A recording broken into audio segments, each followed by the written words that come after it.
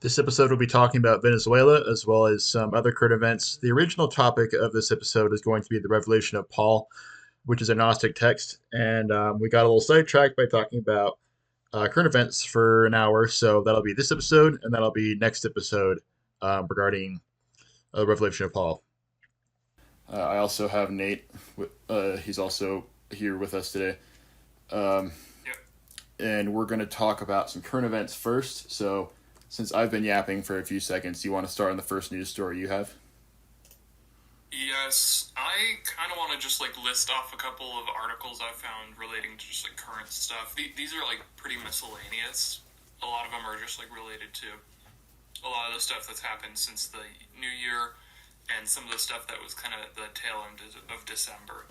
So, first off, I'm sure you've heard stuff about Venezuela, Maduro and his wife being kidnapped by the Trump presidency. Oh, sorry, kidnapped by the military and brought in as hostages.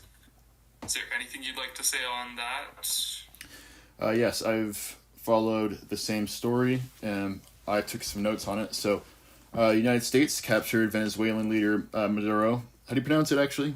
Maduro, right? It would be Maduro. Yeah. Okay. So Trump says the U.S. will run Venezuela until a safe transitioning can take place. Although, with these people, you give them an inch, they take a mile. So I don't believe that Trump would let go of Venezuela. At best, he'll make it kind of like he'll put a puppet in place of Maduro. So think of Russian satellite states such as Belarus and a few others. Belarus claims to be an independent state, but they answer to Putin. So, it's kind of a facade there. I think, and given Trump's track record, talking about things like turning the Gaza Strip into a beach resort, I don't think he's beyond imperialism himself. This is giving me the same vibes as, Vietnam prior to the Vietnam War.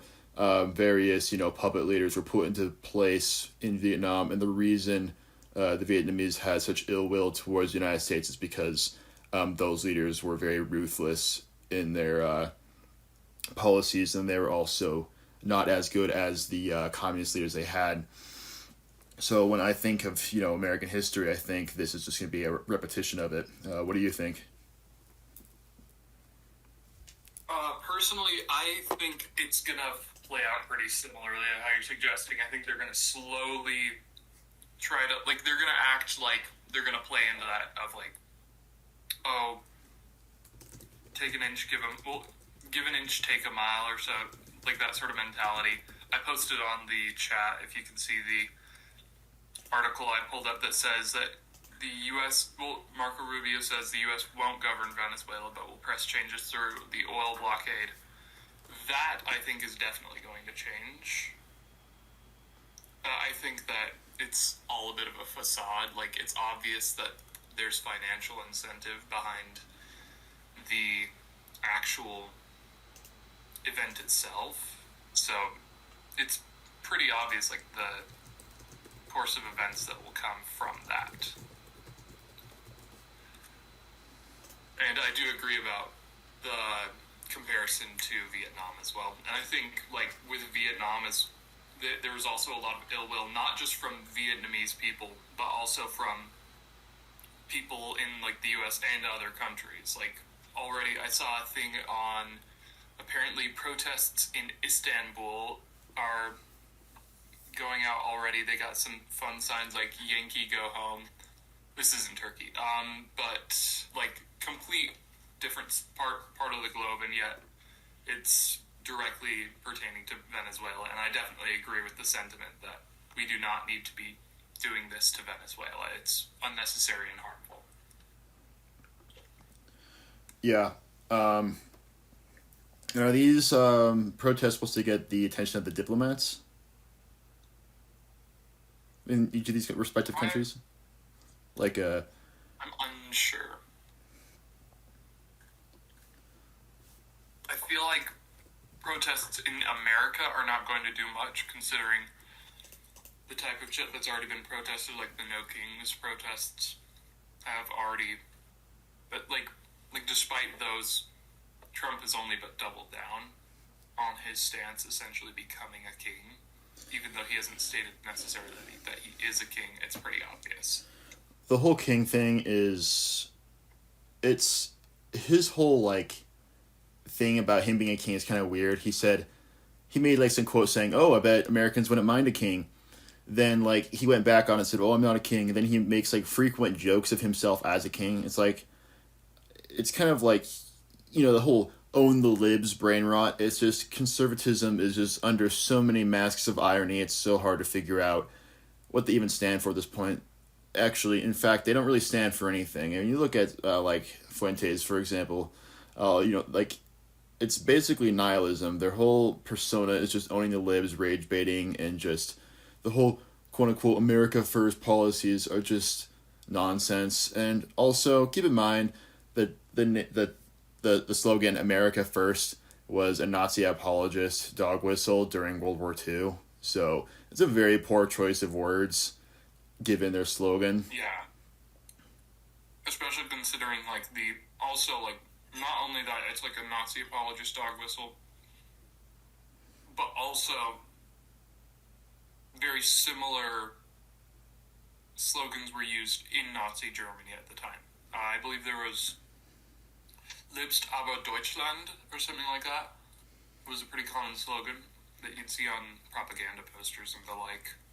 Remember on the SS belts it said that like God was like watching over Germany and such. It's like a nationalism basically. And I know that considering that, oh sorry, you're saying? I mean that's just one example. The SS was a lot of like the occult stuff was mainly exclusive to the SS, but it is like a notable example. Like the nationalism, like like ethnic Germans and that whole thing.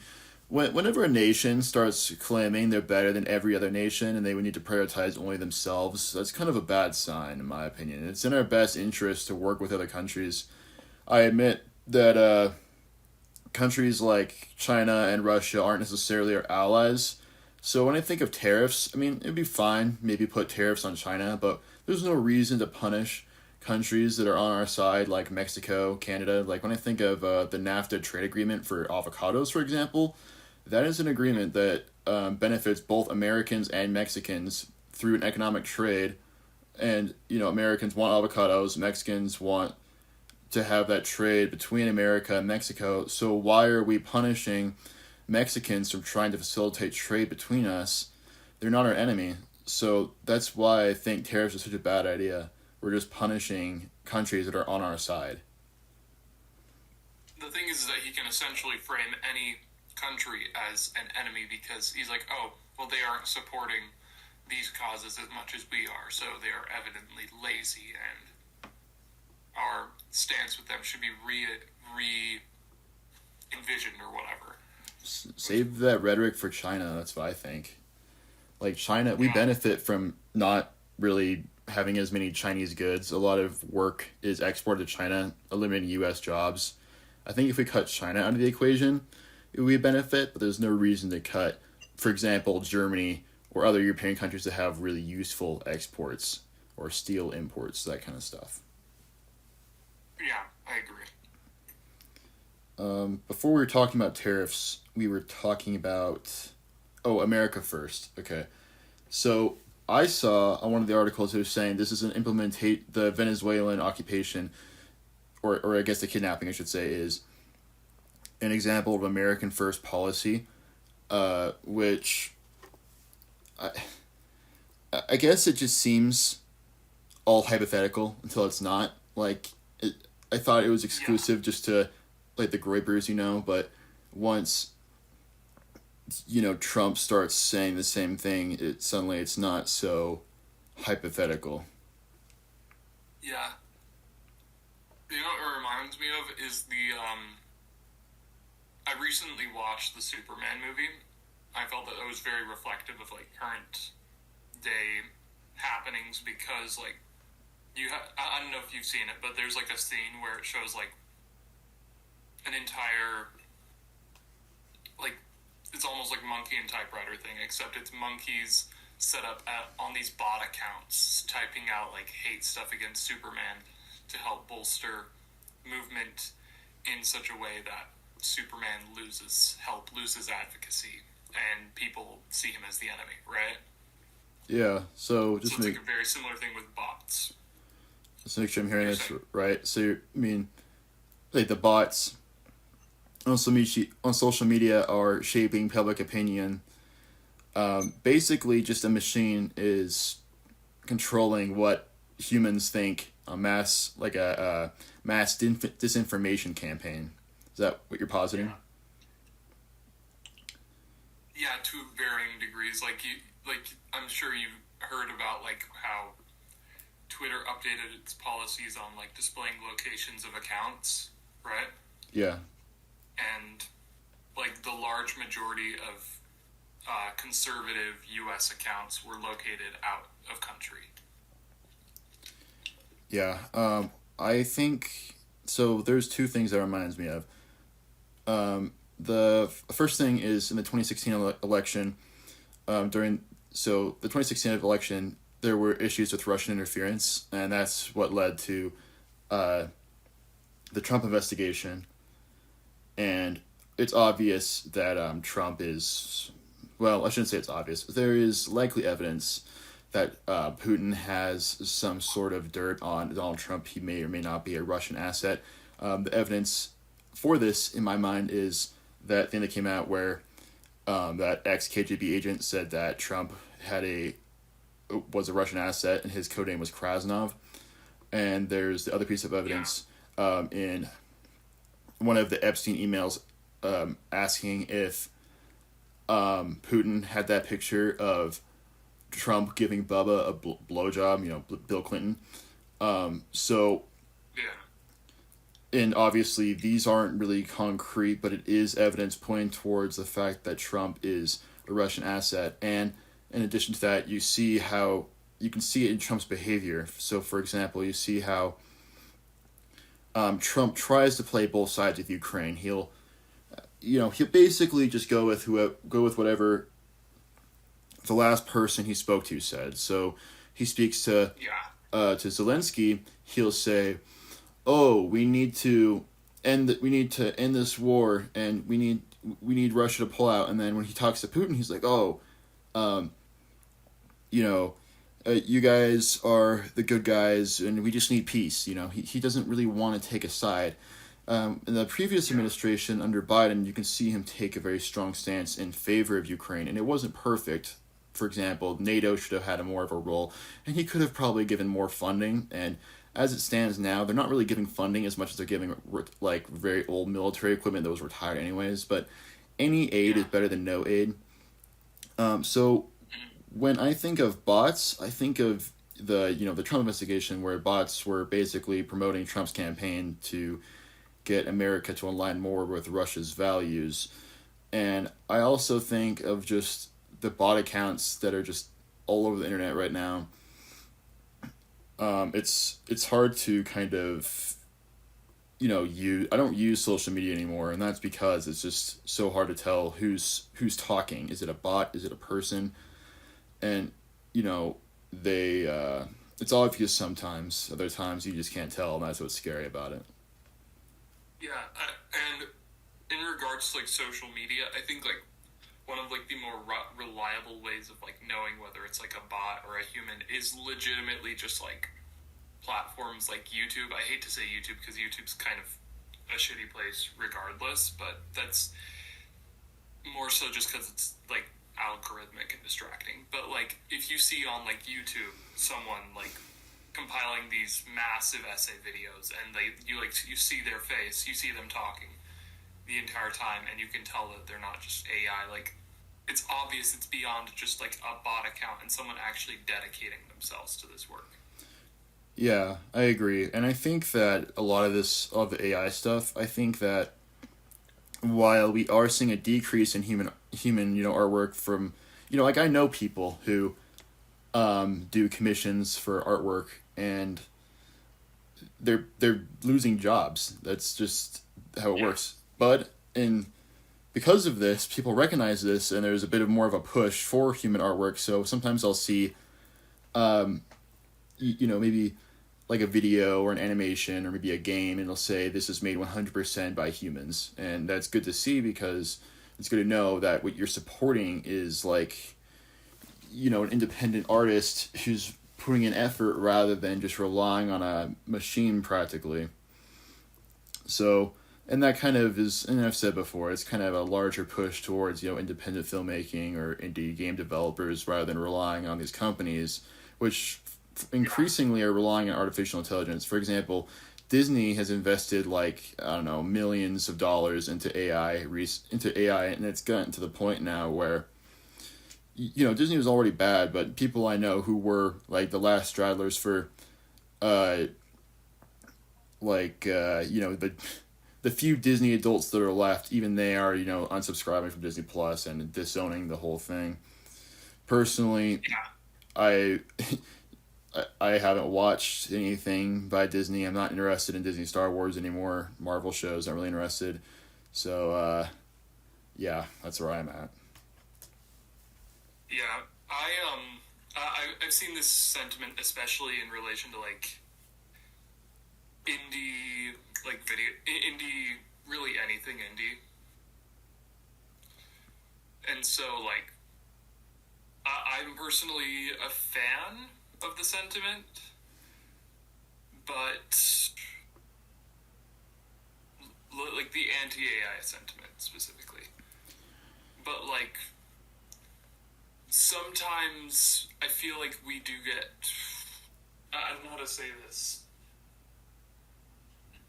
I feel like some individuals get clouded in their vision in regards to AI, and they're like, oh, but it's a tool, but like all these things, if that makes sense, of like, they like try to take both the side of anti-AI and AI at the same time,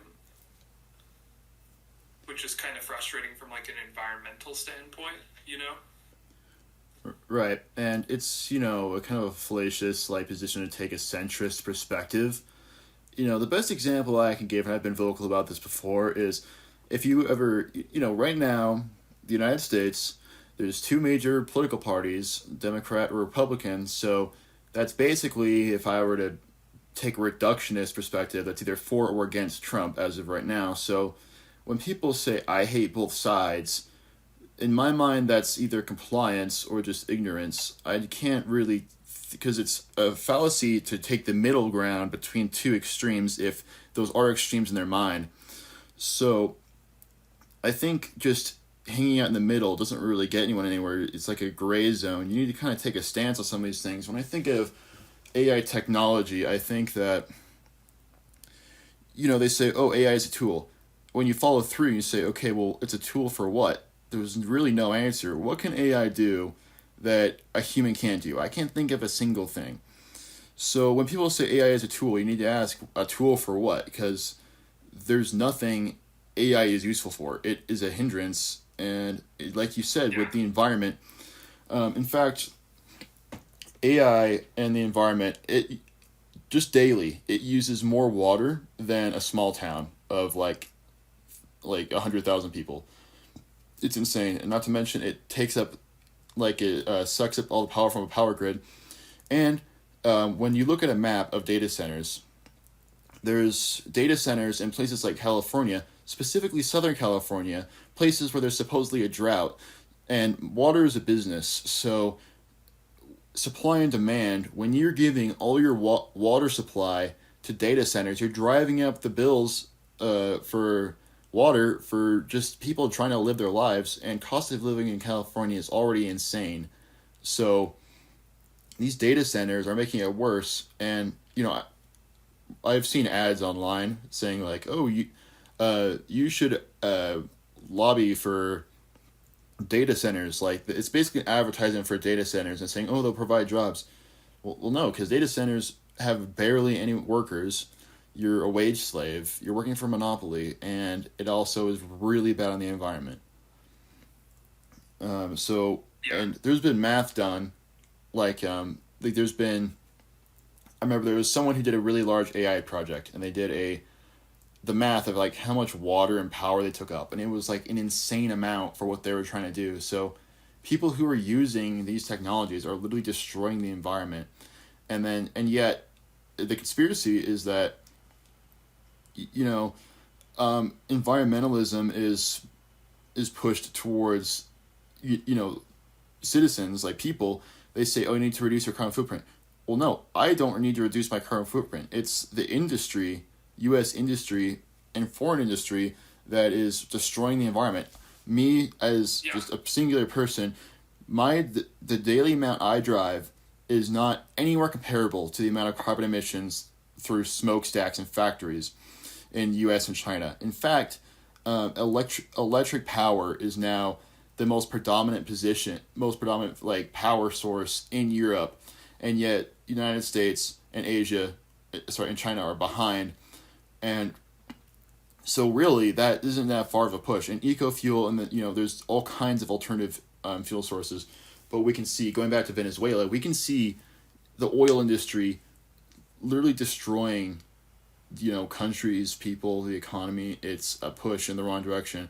And it doesn't help that the company that is pushing for electric vehicles is Tesla, which is owned by Elon Musk, who is very incompetent. So the people controlling the narratives on eco-fuel and the oil industry are both incompetent. So until it reaches a boiling point, for example, in Utah, this has been the warmest winter on record. If climate change progresses like this, eventually there's going to be certain days every year that people can't even go outside because it'll be dangerous because of how hot it is. Yeah.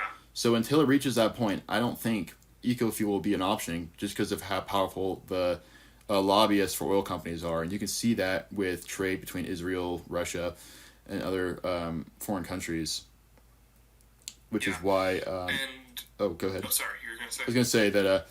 AI is just making these environmental concerns even worse.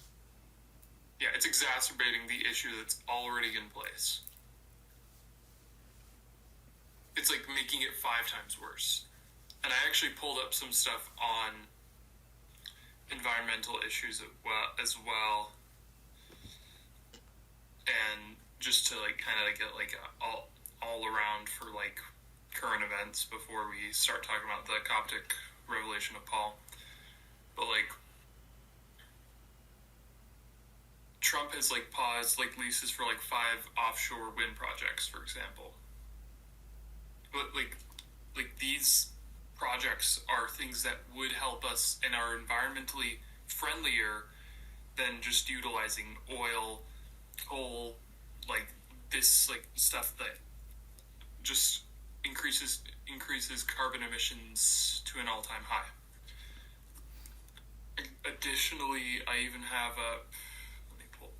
send it to you, a article on environmental stuff relating to carbon emissions and how it's reached a high, which is just insane. Yeah, you can see the impact too. Yeah.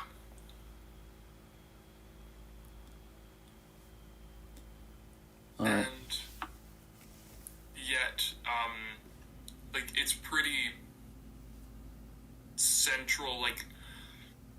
No particular news source is undercovering it that much.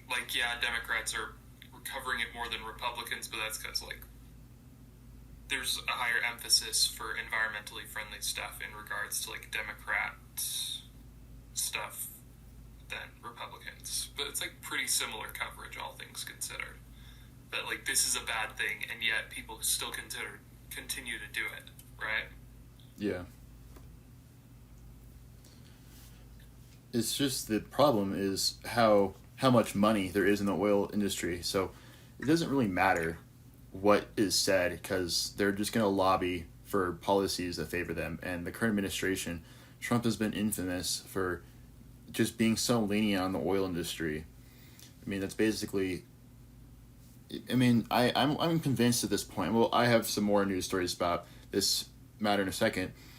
Trump's policies are solely to just benefit his business ventures. For example, the His executive, buddies.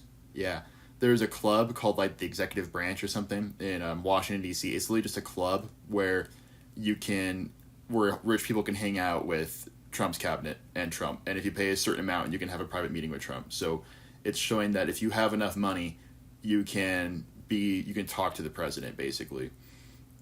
And this shapes policy. You can see that news story that Connor shared where there was that dude who had like a bunch of Medicaid fraud. He was like, he started like a massive grift on retirement homes, and then Trump just pardoned him for no reason. Probably because he had some deal with him. Yeah. It's all a bit absurd.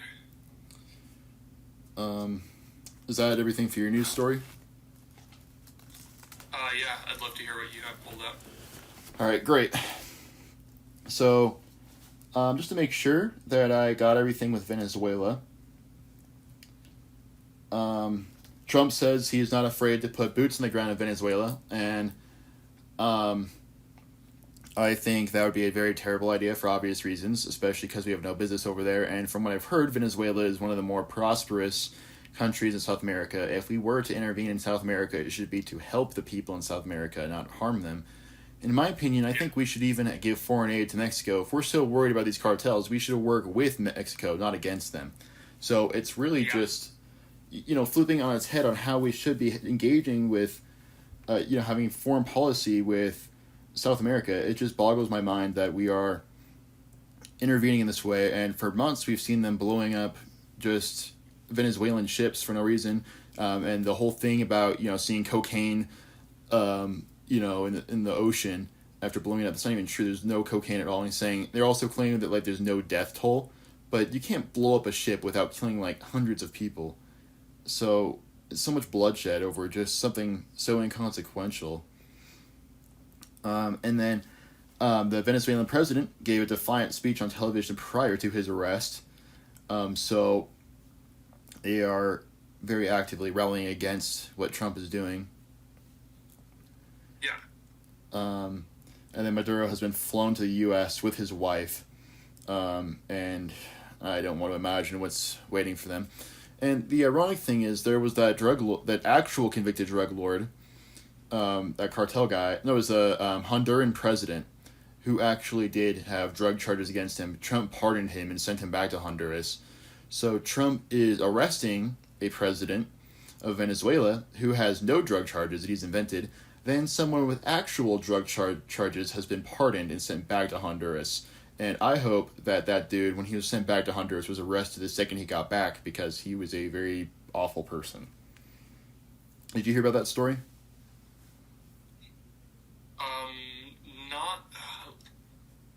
Not that one particular. I've heard like a lot of generalized like reporting on like drug stuff and like Venezuela and stuff, but not the drug lord one, not that one specifically. The one in Honduras. Yeah, Honduras is kind of has a dysfunctional government. A lot of regions are just controlled by the cartels. And from what I've heard, their elections are basically where you have to outlast everyone else, because every candidate will try and assassinate the other candidates, so everyone has to go into hiding during election season. So it's just kind of dysfunctional top to bottom. And just to add a level of irony to this, Trump said in 2016 that invading Iraq was a mistake. How can invading Iraq be a mistake when you're invading Venezuela for no reason? And this was likely when he was talking to Jeb Bush, because Jeb Bush was running for president at the same time, so just using that to like kind of punch down, So it just shows how self-contradictory he is. And it doesn't really even matter, because Trump has proven to be self-contradictory constantly. So this shouldn't even be a surprise, but, just to kind of push that further. And then Trump says a U.S. occupation of Venezuela wouldn't cost anything because all the oil America will gain. I hope this is a Freudian slip, because if he said that without a slip of the tongue. That's just a really bad look for him. Well, then again, everything's a bad look for him. But if he's saying, "Oh, Yeah. don't worry, guys, taxes won't go up to invade Venezuela because all their oil," it just shows why he did this in the first place. It was never about drugs. It was never about the government. It was about their oil. And same with Nigeria. We bombed Nigeria on Christmas, and he said, "Oh, it's because ISIS is there." Okay, it's true. There are terrorists in regions of Nigeria, but the military specifically bombed regions of Nigeria without terrorists. Not to mention Nigeria has some relations to China, so it's basically us fighting China by proxy by going through Nigeria first. Not to mention the amount of natural resources in Nigeria. It's never about what Trump says. There's always an ulterior motive, very profit incentivized by profit. So, U.S. lives, Nigerian lives, Venezuelan lives, not to mention risking starting multiple wars, is all being risked just by his need for money. And this is the guy who was claiming he wanted the Nobel Peace Prize, claiming he stopped a bunch of wars, when he has been trying to start multiple wars. Not to mention during his previous campaign, he was constantly rage baiting North Korea to the point where it's making people worry. So that should be everything for Venezuela. Any thoughts on that? Nothing additional beyond like the site I sent a link in the hate speech chat about. Poverty It's rates? just on poverty rates in Latin America. How like the biggest ones like Honduras, Colombia, Ecuador, Peru, like these are all like places with very low amount of like very low amount of survivability within that compared to like to be fair, even like America is like, well, so even the US is kind of like pretty high in poverty, but nowhere near like comparably to these. Yeah, and just for everyone listening, at the top we have Honduras with 26%, Colombia with 14%, Ecuador with 10%, Peru with 9%, and down at the bottom with the least amount of poverty is Uruguay with 0.8%, Chile with 0.9%, Jamaica with 2.4%, Costa Rica with 3.3%, and Dominican Republic with 4%. And in the middle we have Brazil, and from what I've heard, Brazil is pretty good by South American standards, depending on where you live. Costa Rica, I've known people who've gone to Costa Rica on vacation, and they've had good things to say. And I know somebody just got back, from Argentina. So, it's really a mixed bag, I would say. I think a lot of Americans kind of overstate the severity of some areas of South America, but also kind of underestimate the poverty in other areas. I think it's a bit of a culture shock for people going to South America, not understanding just how bad some places are with poverty. And then places with Venezuela, people are sometimes surprised on how it may not be as bad as they think. So I think I'm just seeing, what I'm trying to say here is I think there's a bit of a disconnect between North and South America, the real lack of understanding. So the reason Trump can get away with stuff like this is because he's using that misunderstanding to his advantage. And this intervention, if we're going to intervene, why aren't we helping these people? And in fact, we're harming them because we cut off U.S. aid from these countries, which in turn makes them worse. And then if he's so worried about the quote-unquote border crisis, by cutting off U.S. aid, there's going to be more people there's going to be more illegal immigrants coming into America. And not to mention, if Donald Trump destabilizes Venezuela, the quote-unquote border crisis is going to get worse. It's almost as if he's trying to invent a border crisis just to justify xenophobia and eventually create a Christian ethno-state. Any thoughts on that? I agree. He is definitely like creating like a facade of a border crisis. It's not nearly as bad as what he's implying. And like if there was actually like a crisis regarding people being illegal immigrants versus just like legal immigrants. Like, why not help facilitate these people being able to be legal, not kicking them out of the country, but just help them be able to like access the same resources that like everyday citizens of America already have access to. Like I feel like they're taking the completely wrong approach on this and like villainizing a group that is simply trying to escape poverty by coming to America and is only being met with people wanting to remove them from the country that they just barely have made it into. Exactly. And where's the cutoff? I mean, everyone in America was an immigrant at one point, unless you're Native American, of course. So even quote-unquote white people were, I say quote-unquote because Irish people and Italians are considered white these days, even though previously there was a lot of discrimination against Italians and Irish people or Polish people as well. So these populations we take for granted were once immigrants. So we're so hasty to say, oh, I'm a natural born American citizen. At one point, that wasn't true. At one point, your ancestors, like for example, my ancestry had there was like Swiss immigration into America. So, maybe, back then, people I'm related to were able to immigrate to America. These days, that's not allowed anymore because of current policy. And some kind of an ironic thing I hear on the right is simultaneously, conservatives will complain about the birth rate, saying, "Oh, Americans aren't having enough babies. We're going to go extinct because we don't have enough babies," and then they're also talking about how there's too many people coming in across the border. How can you simultaneously say we need more babies, saying we need more people in America, and then also say, oh, there's too many people coming to America? You can't simultaneously say we need more people in America and also there's too many people coming to America.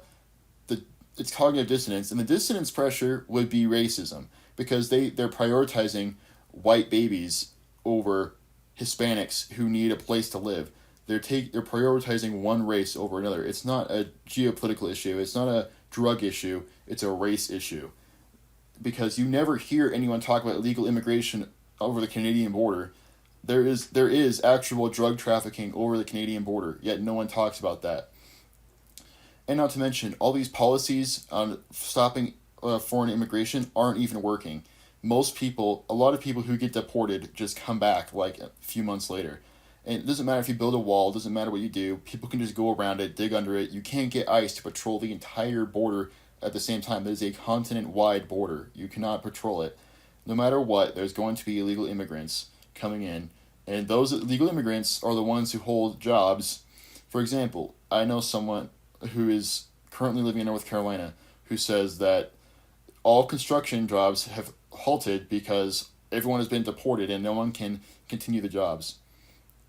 In addition to this, in the Bill of Rights, it says that the rights are unalienable to all people.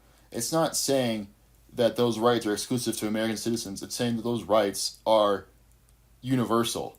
So when you see these illegal immigrants not getting a fair trial, they deserve a fair trial. It says so in the Bill of Rights, yet they're not being given it. It doesn't matter if someone's a U.S. citizen. They deserve human rights. That's what it comes down to. These aren't subhumans just because they don't have U.S. citizenship. That shouldn't be a factor. The factor should be that these are human beings just like anyone else. It shouldn't be a matter of race or citizenship status.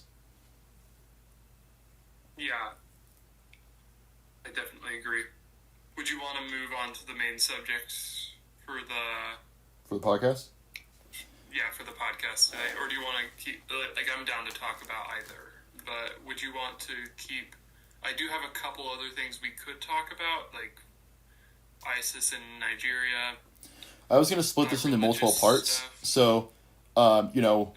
I can just make this part one, and then we can just segue into the next one. So, I'll go with the next one. So, you posted this one. Shark fins have a high level of mercury, and high levels of mercury can lead to brain and central nervous system damage. Anything you want to say about that? Yeah, so if I remember correctly, this is an article I posted a while ago. It was they have a high level of methyl mercury. Like this isn't like something. This isn't like mercury that in small amounts won't like affect you. Like sometimes mercury is used in like medical stuff in relation to like specifically like antiseptic, antifungal, antibacterial stuff, and so it helps in like preserving vaccines and stuff. But mercury like this legitimately only serves to hurt you, and specific forms of mercury like this are like the quickest way to die of like the easiest way to die of like mercury poisoning.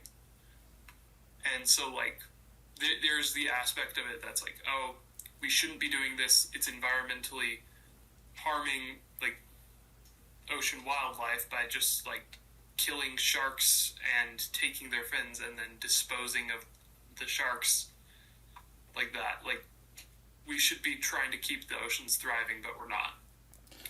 There's And oh, go ahead. yeah, and then there's the health risk of that as well. So yeah, old sharks that have like longer lifespans especially are like notably like, very dangerous to eat. The fins of which are like pretty common in like Eastern Asia, some places like Australia and the like, but yeah. You know, sharks are like a topic that kind of just come up a lot. You know, it's like topics that I think kind of come up all the time are like 9/11, World War II, and maybe a few things that are a little. Turtles, sharks. Yeah, I just feel like sharks are just like a topic I hear about a lot because, you know, sharks are cool, obviously. So, Yeah. also, just a random side note, liquid mercury is just like kind of a weird thing in general. Like, it's just kind of weird that it exists, if you know what I mean. Like, it just has weird properties. I mean, most mercury that's used for various purposes in like scientific applications and such is derived from like cinnabar, like cinnabar crystals. So like there are very few ways to get liquid mercury, but the ways that people do it's like somewhat unsustainable to get liquid mercury, which is why it's so hard to access, except in like really small amounts that are like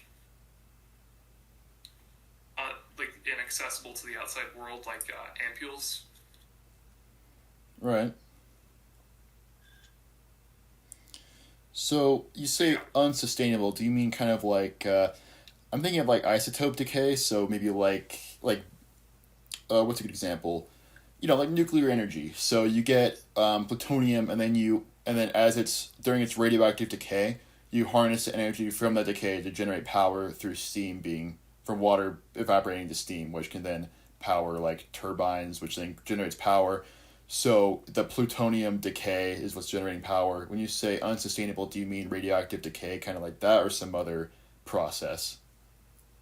I mean more so in the sense of like it's just like cinnabar in itself isn't the most like crazy accessible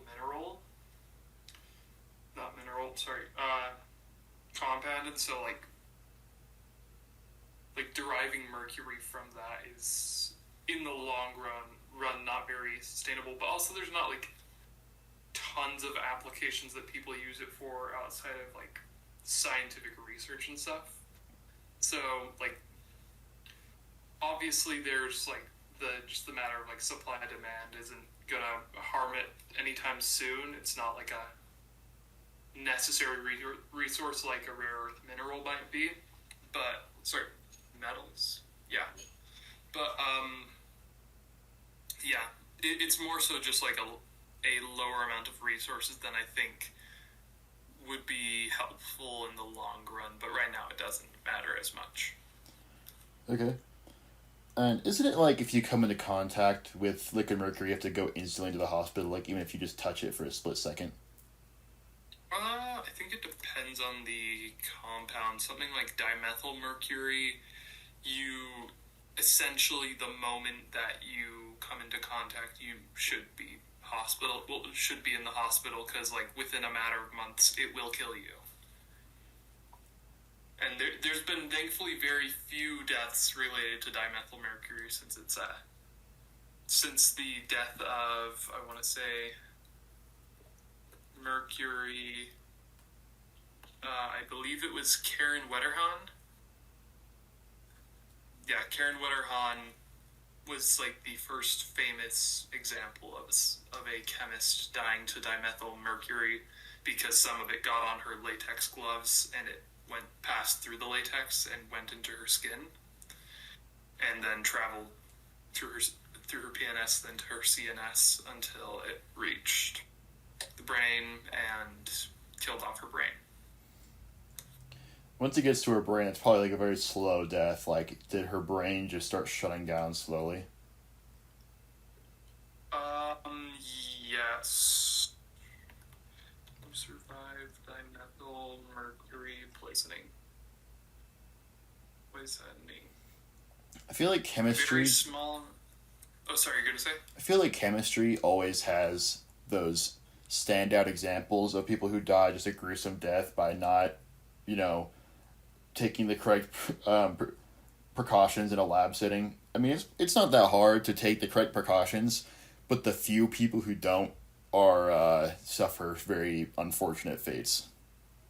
Yeah, it was a manufactured compound at the time, so they weren't aware of the properties. And I believe regular elemental mercury doesn't typically pass through latex gloves in the same way, and so it's one of those circumstances of safety regulations in laboratories being like written in blood, and the fact that someone died because of it is the reason why it's a thing in the first place. You've probably heard of the demon core, right? Like the radioactive core that killed like 5 people. I've heard of similar stuff. It's related to World War II atomic weapons, right? Yeah, like the Manhattan Project. So Okay. it was basically just a radioactive core that was stored in like this bismuth cube, I'm pretty sure. And radiation poisoning wasn't really understood yet. So every time someone opened up the bismuth cube, they would die of radiation, and then no one would know why they would die. So they would sort of figure out why that person died. They would research the cube again, and then they would die, and then more people would try to investigate that death, and then they would die. So it ended up killing like 5 people just because they didn't understand the radioactive properties, because they didn't understand that just opening up this cube would kill you because of the radioactive properties of the demon core, which shows that sometimes, these kind of unexplainable phenomenon that we don't understand yet, we kind of understand it because of how many people die from it. Same with the mercury case you just gave.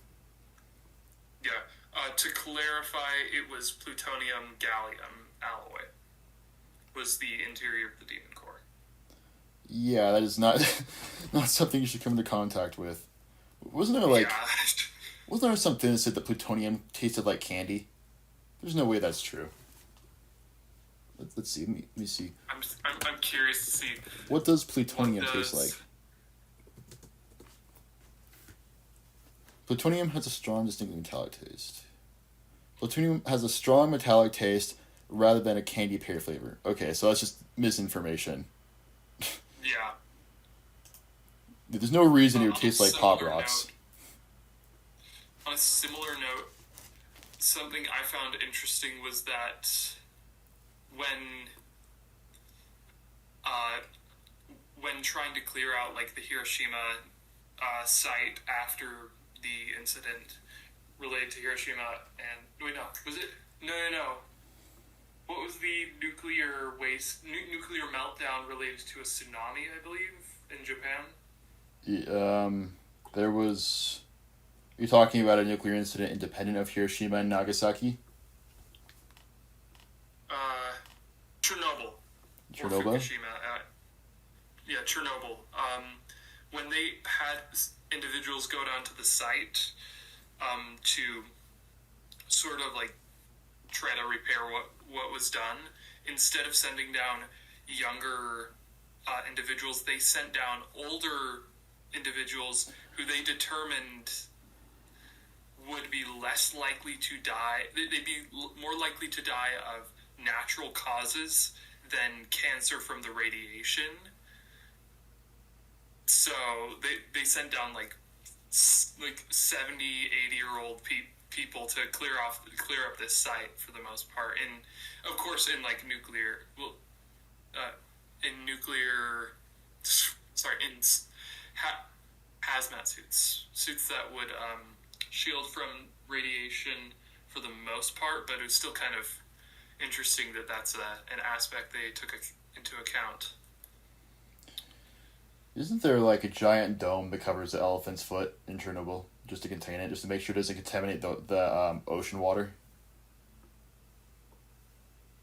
Surrounding Chernobyl site. I'm actually unsure. Yes, the NSC, so the new safe confinement surrounds the destroyed Chernobyl reactor 4. Oh, yep, here it is. And was I right about the water supply part? Like if the elephant's foot touched the ocean, it would contaminate all the water basically within that region. I believe. Oh wait. Yeah.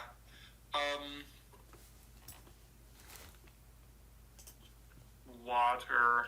Prevent water intrusion. Yeah. You know, I think a cool podcast episode would be just talking about like nuclear incidents, because like there's so many like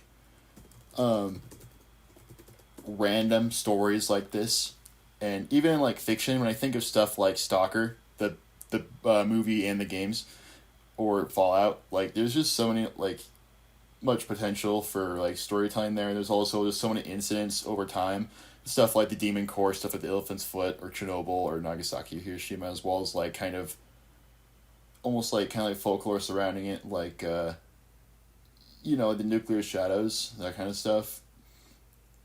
And I think it's just kind of interesting given all that stuff. What you said about the old people, though, that's kind of interesting that they specifically chose people they thought would be unlikely to die of radiation poisoning. It kind of reminds me of like how Nazi POWs in, I think it was like France or Italy, would be made to walk across minefields because they just had very little regard for the lives of Nazi POWs. So they would basically just be marching across a field, and people around them would just blow up because they were trying to scout for mines. It's a similar story. Yeah, that sounds about right. There were a lot of war crimes against mistreatment of Nazi POWs, but by that point, no one was really worried about that because given all the awful things the Nazis did to their prisoners, so no one really cared. I feel like it was like a double prioritization. Like it's like, do we prioritize the safety of individuals who are literally facilitating like these incidents, or do we like prioritize the people in the gulags? Sorry, gulags? No. The POW camps? No, I was thinking like how there's like a difference of prioritization between like POWs and people subject to like the Holocaust. Not entirely sure. Sense why. Well, some were like war criminals. Like, for example, there was that dude in Japan who was captured, and he was like a major war criminal. Or people like Himmler. These are like massive war criminals. Obviously, they would be treated they'd be treated differently. But then just people like soldiers. They're just people at the front. They're not really big players.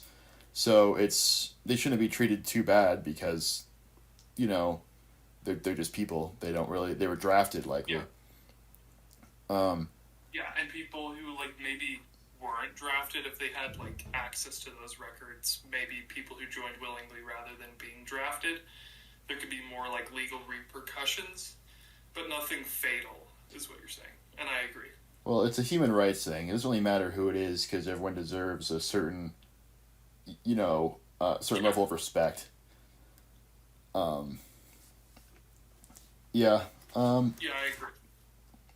What was the point you're making earlier? Where we were talking about did we finish what you were saying about sharks? I yeah I think I Yeah. believe I've made the point. Okay. Yeah. So sharks. Yeah. So there's countries that eat shark fins, which is on a decline. But now that there's been studies that show the amount of mercury, hopefully that will go down. Sort of like how in the 20th century, I hear stories about older people eating liver, but now it's known that liver has a lot of harmful chemicals in it, so no one eats liver anymore. For example, hopefully the same with shark fins. Um, Yeah. Also, like liver, like I just think very few people find it appealing anymore. yeah. I think it's the type of thing people maybe like are nostalgic for, but nothing people go crazy for. I don't think it was a very. It's kind of like bologna. I think it's just kind of a cheaper cut of meat, not necessarily something really people want. Yeah, I agree. Next news story. The Trump administration has ended the lease agreement for 3 golf courses in Washington, D.C. This was Um, just kind of funny, like it just shows like a self prioritization. Like Trump is very invested in golf courses and the like. right. And what I was saying earlier about the Trump administration policies reflecting his personal business ventures, this is a direct example of that. So this ties into Venezuela and the fact that his policy is shaped by his business goals, his business ventures. Yeah, There's no other reason. Same with the Grand Ballroom that he built on the East Wing, that he destroyed various historic, structures on the East Wing, destroyed various historic trees. It's sort of like Nero in, building his pleasure palaces in Rome. He is destroying, Nero destroyed, the Roman legacy by his awful policies. Trump is destroying American history with his policies. He will not let it live past him. He wants American history to die with him because he's changing it all. He's even on government websites. They've removed articles they consider quote unquote woke. They had an AI that went through all the articles. I think on the Smithsonian website, removing anything that refers to critical race theory. So basically, anything with the word black in it was taken off. So he is basically reshaping American history to fit his agenda. Any thoughts on that? yeah, like it's pretty obvious where he's trying to fit his own agenda. In relation to something, I think I might be a bit more invested in relative to the two of us. Is like his regulation on like NIH terms and stuff like that, and like receiving federal funding and whether or not a researcher receives federal funding based on their use of the words. Like, I don't know if you've ever seen like the chart of like these different like restricted words that can't be used, but like most of these things are like legitimately so hindering that you can't really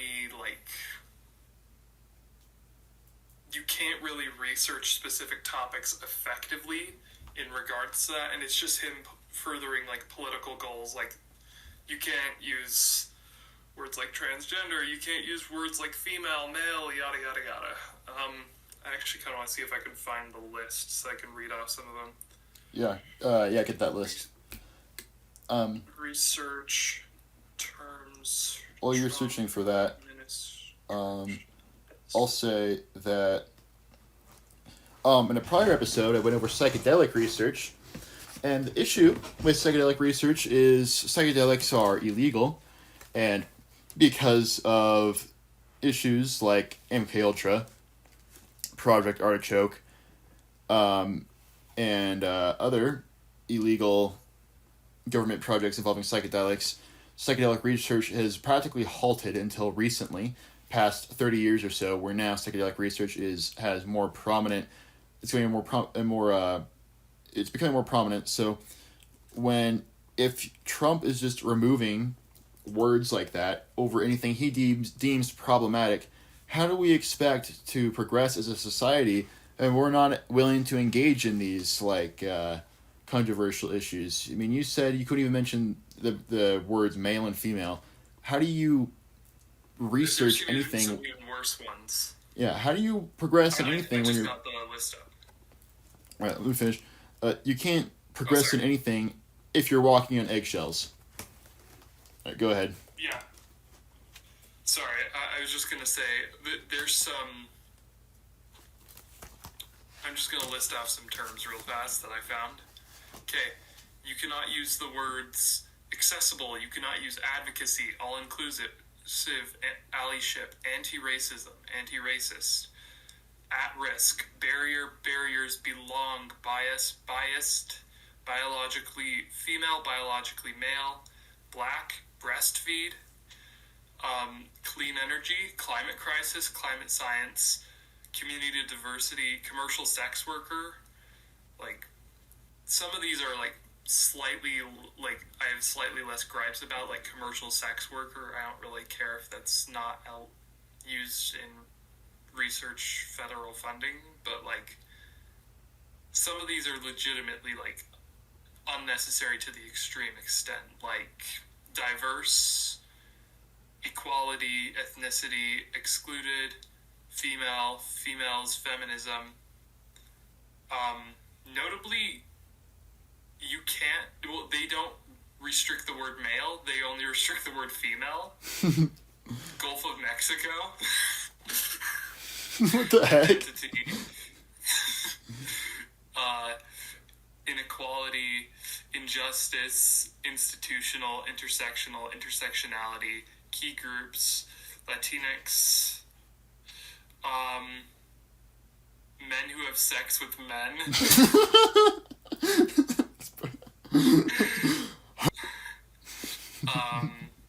Native American,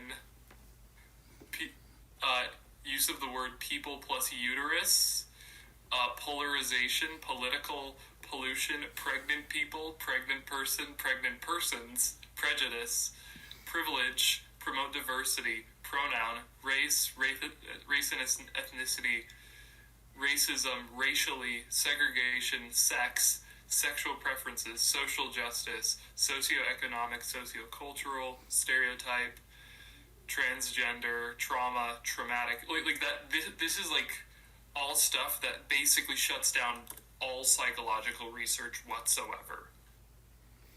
Is that the whole list?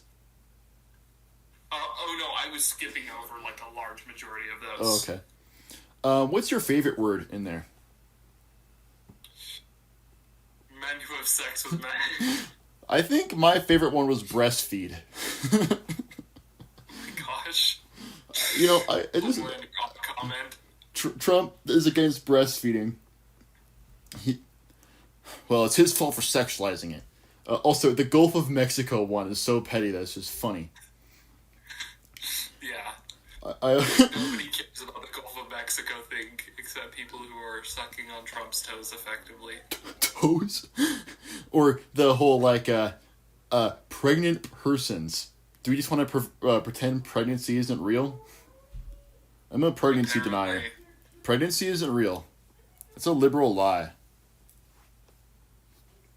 If you hear someone say they're pregnant, they're probably paid off by George Soros. Yep. Literally. That's hilarious, though. Those are did they just assign someone a job? Say, all right, write down every possible woke word you can. And there's some dude who was just spending days racking his brain over everything that anyone who's remotely progressive would say. It's really dumb. I agree. I also think it's fine. It said anti-racist. Okay, so what's the alternative? Pro-racist. So we're condemning anti-racism, but so are we just cool with pro-racism then? I just don't get it. This is so selective. Yeah. I guess these are just all of Trump's trigger words. He just starts crying whenever he hears the word. Whenever he hears the word Gulf of Mexico. It's like Yeah. it's like having a really sensitive friend. Like you want to show them a movie and they're like, "Oh no, I don't want to watch that," or "Oh no, I don't want to watch that either." And you're like, "Okay, well, what do you want to do?" And they're like, I don't want to do anything." You're like, "Okay, I don't know what to do with you." Literally, yeah. Like those kids who aren't allowed to watch PG-13 movies. You're like, okay, this is so lame. I don't even know what to talk to you about anymore. That's what Trump is doing. Yeah. I mean, it makes sense if you're, like, what, 8 years old? But, like, beyond that, it's like, okay, this is just, like, unhelpful at this point. Yeah, you need to grow up. Like, Trump being a full-grown man and being afraid of words like racially diverse, that just proves he's a big baby, basically. If he just, like, throws a fit when he hears these words that are very common words. It's like when someone covers their child's ear when someone talks about, like, sex or something. Like, they're gonna have to hear about that eventually. You can't just pretend to live in this fantasy world where these things aren't real. Someone says the word gay immediately. Like, it's like, oh no. Oh no. Yep. Yeah, so then, like, they just try and pretend the word, words like gay aren't real. Then, like, a gay person just simply exists and they act like they're, like, an alien from a different planet because they're just not prepared, Yeah, they act like they are directly intruding on their own life by being gay. It's like, By okay, just, buddy. not even that, just by existing because they can't help it. So, it's like when people are caught off guard when they see a black person. Like, are you really seriously... It's only something that really happens in places like Utah. Yeah. So, like, but, like, people that they're, like, caught off guard when they see a black person, like, it's just a normal person. You don't need to freak out. There's nothing different about that person. Besides their skin color, but that doesn't matter. It's really dumb. Alright, I think... Okay, so yeah, we finished that with the Trump administration and the golf courses. Next thing, China has put a 13% tax on contraceptive drugs and products, including condoms, in an attempt to boost their birth rate. So now if you have sex in China, you are paying 13% more in terms of taxes on condoms because China used to have their policy on just having one child, and now and because of that, now they want to increase the birth rate by making condoms more expensive. What are your thoughts on that? The whole, like, if I remember correctly, it's like you can only have one child unless if it's a girl, and then you can have a second child or something dumb like that. I think so. Right? Just make sure I'm hearing this correctly. Heavily unnecessary. So you are allowed to have a second child if your first child is male? No, you're allowed to have a second child if your first is female because they Oh. are sexist and view it essentially as, like, making up for it. Making up for it. And actually, let me check that. That might be outdated. that sounds right, because the orphanages in China and places like South Korea are just full of girls, basically, because no one wants to raise a girl for some reason. They think that somehow that's, like, ruining... It's because only men can pass on their family name, I'm pretty sure. So they think that if they have a girl, then that means that their ancestry dies, because that girl would take her husband's name. Okay, so I just checked.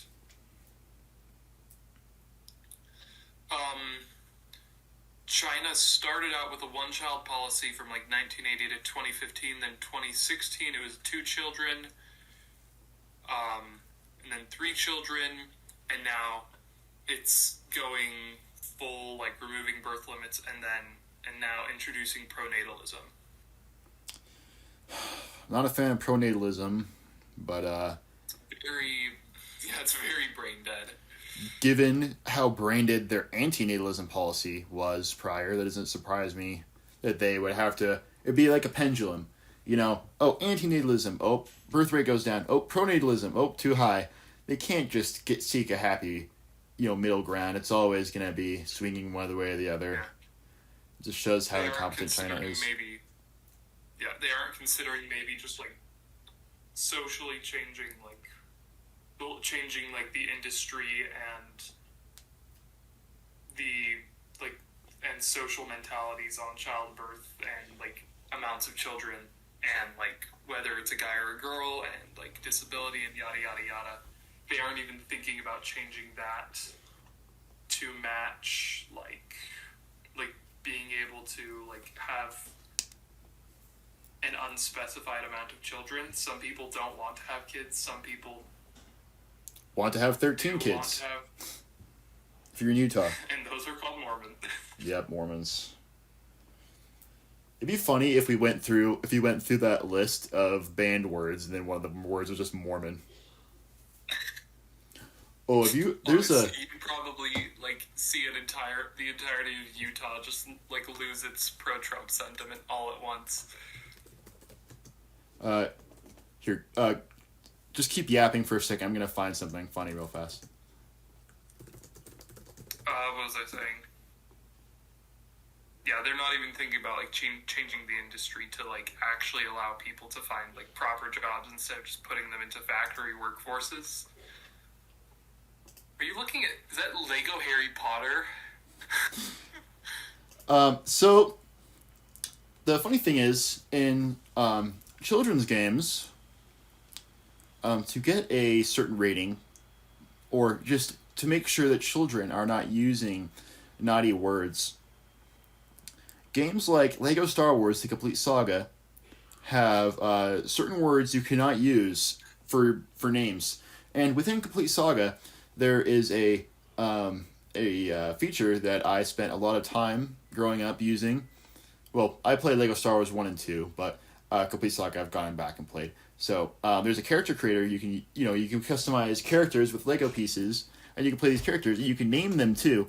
I wasn't good at spelling when I was younger, so I would just name them dumb names like Bob. But in the game files of Lego Star Wars Complete Saga, there is a text file of words you cannot use, such as abortion, abuse, addict, addicts, amateur, American, anal, angry, anus, Arabs, aroused, arse, Asian, Allah. I'm gonna skip some of these. A lot of ass stuff. Yeah, athlete's foot, Australian, Baptist, barf face, bestiality, bi-curious, Bible, bisexual, black man, blacks, blind, bomb, bombers, bombing, bombs,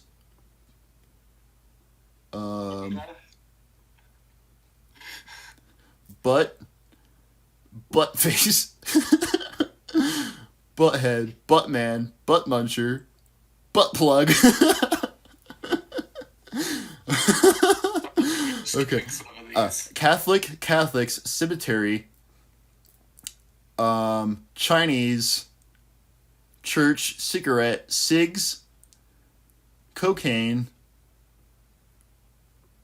cocky, condom, communist, commie, conspiracy, conservative, crack pipe, crotch, Dahmer, damnation, dead, death, demon, deposit, Okay. destroy, devil worshiper, diddle, died, dies, dildo, dingleberry, diseases, disturbed, dive, dong, doo-doo. Style. Say that again? Doggy style. Doom, dope, drag queen, drug, drunk, drunken, dumb, ecstasy, anima, enemy, erect, erection, Ethiopian, that's really random, ethnic, European, excrement, execute, executed, execution, executioner, explosion. Some rather interesting words. I'll start with the letter F. Fairy, faith, fart, farted, farting, farty, fat. Oh, we're only on the F so far. Just go see if Protestant is in there, or if they just take. Oh, yeah, I've read this before. It is. Gross. Okay. Headlights. Heterosexual. Man, they're really getting everything at that point. Hitler. No surprise there. Homosexual. Israel. Israeli. Oh my god. I can't say some of these because some of these actually deserve to be on here. Like some of these are actual slurs. Mormon's on there. What? Mormon's on there. Oh yeah. Yeah, Mormon. Murderer. Nook is one, apparently. What? Nook. Maybe that's like some know, obscure okay. slur. So like, moron is right next to Mormon. Muslim. Okay, the end section is pretty interesting. A lot of these feel like British slurs. British words. Okay, British would be my top word to ban. Wait, let's see if British is banned. Are you looking on it, or are you just looking on my screen? Oh no, I'm looking On your own? Yeah, I found it. Okay. You know where they don't have banned? What? Amish. Okay. I guess they're too pure. Oh, I got to the end. Yankee. Oh, yeah. Wait, is Cracker on here? If Cracker's on here, that'd be insufferable.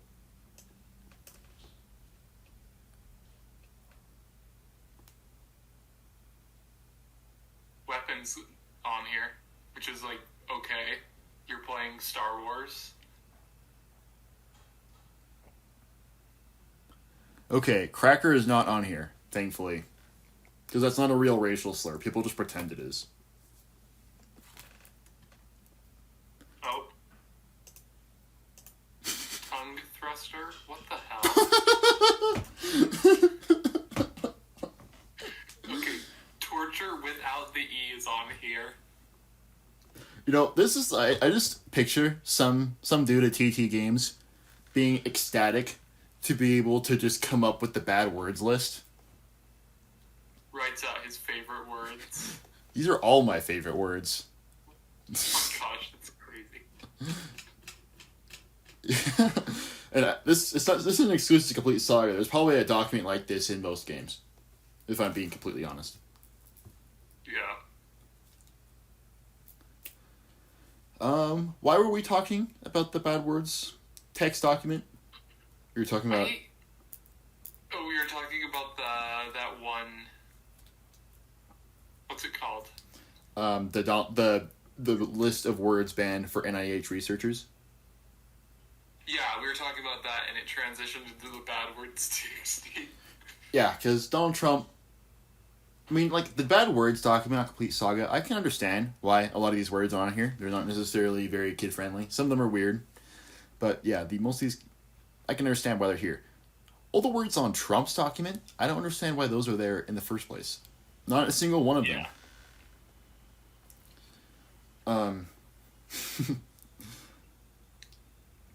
So, I think that's everything we need to say with the golf course story. Oh, no, we were on the China story. Yeah, I think that's basically everything you need to say. Did you have any other news stories, or should I go on to my last one?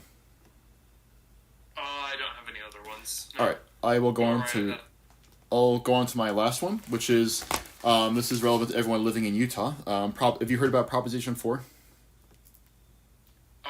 Not off the top of my head. I'm sure I'd know what you're talking about if you were to describe it more in depth. All right, so about a year ago, there was something called the Better Boundaries Initiative, and the Better Boundaries Initiative is that would be preventing gerrymandering. It basically rezoned the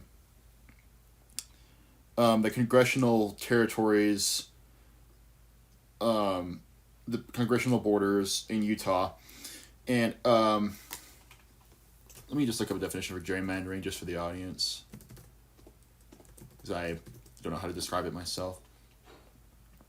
The manipulation of electoral constituencies' boundaries so far as to favor one party or class. So if you think of the Electoral College, for example, or just kind of election systems, they're kind of broken up by states, so you have different regions, and then those regions, based on how they're organized, may or may not be Democrat or Republican majority. So when you have gerrymandering, that's basically favoring one party the over, which affects elections.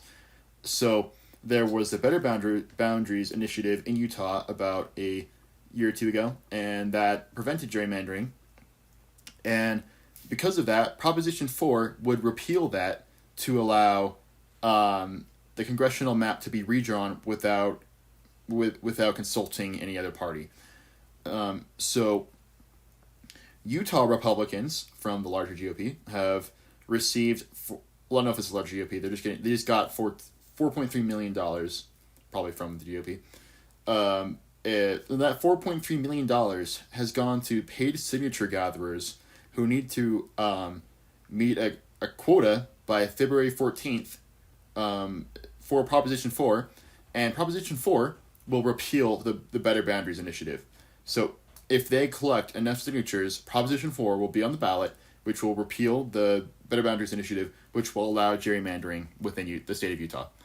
And because of this, I've heard from several people I know that there's been signature gatherers in public spaces, such as Walmart, various campuses, as well as some other just public places. And a lot of these places have policies against getting signatures for, stuff like this. So I would encourage, if someone sees one of these people trying to gain signatures, let the property owner know so they can get rid of them, because they're not doing that. They're not gaining signatures because they genuinely believe in Proposition 4. They're doing it for money. They are paid to do so. Yeah. And not to mention, they will mislead you into signing Proposition 4. They will say, make excuses like, oh, we just want to get it on the ballot so we can let the people decide. It was already voted against. That it's a vote to repeal the act. It was already voted for by the people. So this shouldn't even be a thing. So They will lie to you to get signatures because they're getting paid to lie to you. They're not going to tell the truth, because gerrymandering is just obviously a bad thing. So they're lying to you to get signatures. So a lot of these people aren't allowed in the spaces they're collecting signatures. They're lying to people in these spaces they're collecting signatures. So they should be removed from these spaces by the property owners, and otherwise, that's basically everything. Any thoughts on that?